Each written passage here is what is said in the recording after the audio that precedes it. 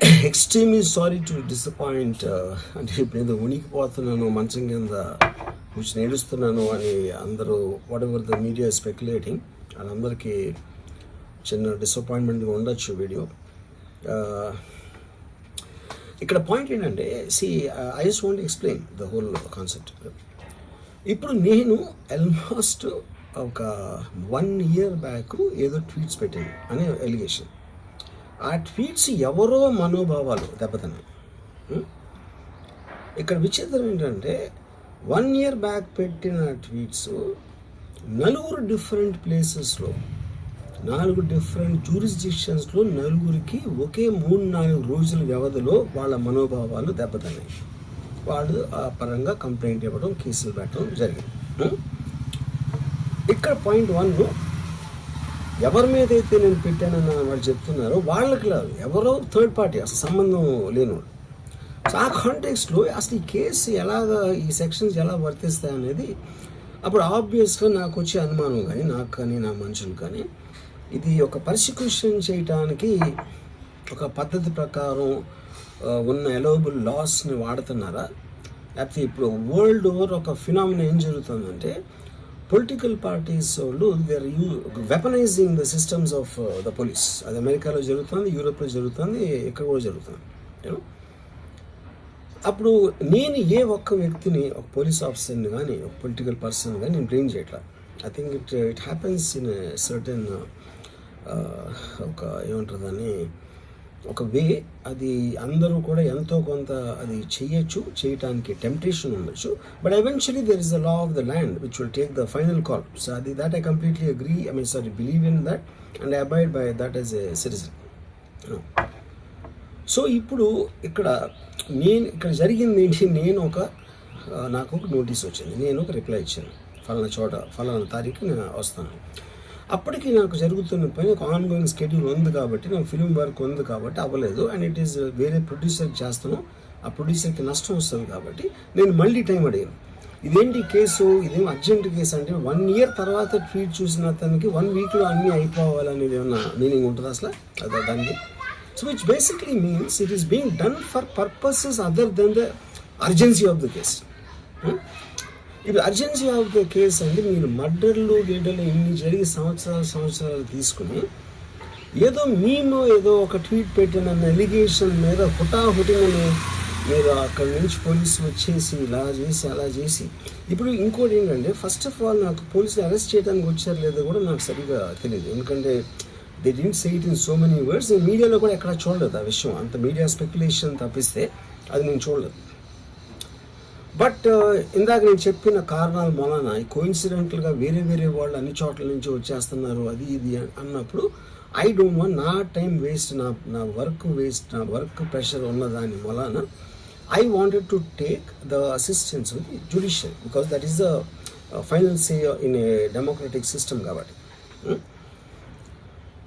So అది దానికోసం this is what happen. ఇప్పుడు ఇక్కడ ముఖ్యంగా మనం గమనించాల్సింది ఏంటంటే, ఇప్పుడు ఏదో ఒక ట్వీట్ పెట్టాడు, లేకపోతే ఒక మీము, ఒక కార్టూను, ఒక జోకో, లేకపోతే ఒక హార్డ్ ఒపీనియన్, దానికోసం కేసులు పెట్టే ఆస్పెక్ట్ అనేది సీరియస్గా తీసుకుంటే 100 కోట్ల ఇండియన్ జనాభాలో నాకు తెలిసి 50 lakhs మీద కేసులు పెట్టాలి. ఆ ప్రకారం అయితే అందరూ చేసేది పొద్దున్న లెగిస్తే మనం ఒపీనియన్లు ఇస్తూ ఉంటాం సోషల్ మీడియాలో. అది ఏ ఫామ్లోనే అవ్వచ్చు, సెటైర్ అవ్వచ్చు, మీమ్ అవ్వచ్చు, ఏదో వేరే ఫుటేజ్ అవ్వచ్చు, లేకపోతే ఎవరినో కోట్ చేసి మనం కామెంట్ చేయొచ్చు. రకరకాలుగా మన అభిప్రాయాలను మనం సోషల్ మీడియాలో వేస్తూ ఉంటాం. అది కొంతమందికి నచ్చచ్చు, కొంతమంది నచ్చకపోవచ్చు. ఇప్పుడు చూస్తే చాలామంది కొన్నిటికి అఫెండ్ అవుతారు, కొన్నిటికి నశిస్తారు, కొంతమంది చప్పట్లు కొడతారు, కొంతమంది చీ కొడతారు. That is a process of the conversation which happens in the social media. అలాగే నా మీద కూడా చాలా నీచంగా కామెంట్ చేస్తారు, కానీ దాని గురించి నేను ఎప్పుడు అనలేదు. Because I know it is a part of the eco system of the social media.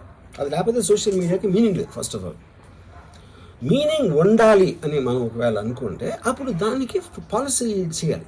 ఇప్పుడు ఎగ్జిస్టింగ్ థింగ్స్ సరిపోవు కాబట్టి ఏది చేయకూడదు, ఏది చెయ్యాలి అని ఖచ్చితమైన క్లారిటీతో వచ్చినప్పుడు అది ఆటోమేటిక్గా లా ఆఫ్ ద ల్యాండ్ అయిపోతుంది. Then it becomes easy for everyone. కానీ అది చేయటానికి ఫ్రీడమ్ ఆఫ్ స్పీచ్ కట్టేల్ చేయాలా, ఎక్స్ప్రెషన్ కట్టేల్ చేయాలా అనేది of course the experts have to decide and realize దాని మీద ఎలాంటి రామిఫికేషన్స్, ఇప్పుడు దాని పేరు మీద చెప్పి ఫ్రీడమ్ ఆఫ్ ఎక్స్ప్రెషన్ curtail చేస్తే that might have many more consequences which could be more dangerous than what they think it is now. Okay? So again I want to say, నేను ఎవరిని బ్లేమ్ చేయట్లేదు. ఇప్పుడు ఒక పర్టికులర్ పర్సన్ హైపోథెటికల్గా ఉన్నారు అనుకున్నాం, నా మీద ఒక చేసి నన్ను హెరాస్ చేయడానికి ఒపీనియన్ పవర్లో ఉన్న అతను చేస్తున్నావు అనుకున్నాం అంటే తప్పేంటి? ఇప్పుడు హెరాస్ చేసే పవర్ లేకపోతే పవర్లో రావడానికి ఎందుకు అసలు ఏదైనా చేయటానికి? So like wise social media అనే మాధ్యమం నా దగ్గర ఉంది కాబట్టి, నాకు ఎన్నో కొన్ని ఫాలోవర్స్ ఉన్నారు కాబట్టి వాళ్ళకి రీచ్ అవ్వడానికి నేను చేస్తాను, అలాగే వాళ్ళు చేస్తారు. కానీ నన్ను కానీ తన్ను కానీ అందరినీ ఫైనల్గా జడ్జ్ చేసేది judiciary. That is the whole point. మీకున్న ఒక నాన్ క్లారిటీ ప్రాసెస్లో వాట్ ఈజ్ టూ మచ్ అనేది ఎవరు చెప్తారు, ఎప్పుడు చెప్తారు, ఎలా చెప్తారో అది ఎక్కడ రాసి ఉంది. ఆ క్లారిటీ అది లేనప్పుడు ఆటోమేటిక్గా this will keep on happening, you know. So I case కింద ఒక మొత్తం social media almost 90% of them they will be liable for cases to will put. ఏంటంటే పొద్దున్న లేస్తే అందరూ చేసేది అదే, ఎవరో ఒకరిని తిట్టడం, ఎవరో ఒకరిని ఇది చేయడం, ఎవరో ఒకరి మీద ఒపీనియన్ ఇవ్వడం, ఎవరో ఒకరి పర్సనల్ లైఫ్లోకి వెళ్ళిపోవడం. అది తప్పిస్తే సోషల్ మీడియాలో ఇంకేం చేస్తారు అసలు? సో ఇప్పుడు వాళ్ళందరి మీద పెట్టాలి అంటే ఎలాగ అక్కడికి ఎలా అంత ఉంటుంది?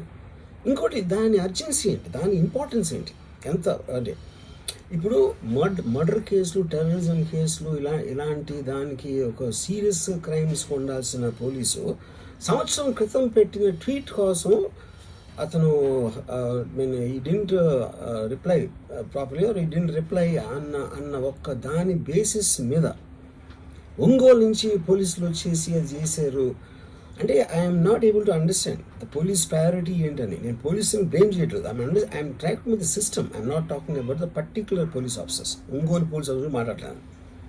So is there is system in place for that? Priority of importance అనేది ఉంటుంది కదా ఎక్కడో చోట. అంటే 11 o'clock నేను అప్పీర్ అవ్వాలి, నేను 10 o'clock రిప్లై ఇస్తే 10:30కి వచ్చేస్తే which means they're already there. అంటే అన్ని పనులు వదిలేసి ట్వీట్ పెట్టిన వాళ్ళ మీద వస్తే I really don't understand the context honestly, you know. అందుకని ఇప్పుడు ఇది నాది క్వశ్చన్ కాదు. రామ్ గోపాలనో ఒకడు ఎవడో ఉన్నాడు అటు పెట్టాడు, ఇంకోటి ఎవడో సబ్బారావు పెట్టాడు, అప్పారావు పెట్టాడు. సో దీని మూలాన రామ్ గోపాల్ మీద అప్పారావు సుబ్బారావు మీదకి వస్తే రేపు ఎంతమంది మీదకి వెళ్తారు? ఇది అందరి ప్రాబ్లం. సో అది నా పాయింట్. ఇప్పుడు ఒక చాలా ఫేమస్ లైన్ ఉంది సెకండ్ వరల్డ్ వార్ టైంలో, వెన్ హిట్లర్ ఆస్పెక్ట్స్లో first they came for someone, I thought it was someone else, then they came for somebody else, I thought it was somebody else, then they came for me. అంటే ఏంటి? Then they came for everyone. So that is what we need to actually, that is the main issue which is what I wanted to bring to your notice. అప్పుడు ఒక్క second నన్ను మర్చిపోతే social మీడియాలో tweets, memes పెట్టినంత మాత్రాన ఎవరో ఒకళ్ళు ఏదో ఒక రోజు మేల్కొని 1 year తర్వాత నేను అప్పుడు చూశాను కానీ ఇప్పుడే చూశాను, అప్పుడు పెట్టావు, ఇప్పుడు నా మనోభావం దెబ్బతిందంటే అసలు దానికి అంత అనేది ఉంటుందా అలాంటి కేసులు పెట్టడానికి? ఓకే, బై లా కంప్లైంట్ వచ్చినప్పుడు కేసు తీసుకోవాలి, ఐ అండర్స్టాండ్. నాకు అంత మాత్రం లా పరిజ్ఞానం నాకు కూడా ఉంది. కానీ అది మీరు సీరియస్గా తీసుకుంటే, ఒక యూనిఫామ్ డిస్పారిటీ లేకుండా, డిస్క్రిమినేషన్ లేకుండా మీరు అందరినీ సీరియస్గా తీసుకుంటే అంటే మొత్తం సోషల్ మీడియా మొత్తం జైల్లో ఉంటాం అట్లీస్ట్ 80 to 90%. ఎందుకంటే సోషల్ మీడియాకి వచ్చేదే దానికోసం, ఎవరైనా సరే వచ్చేది ఫైనల్గా.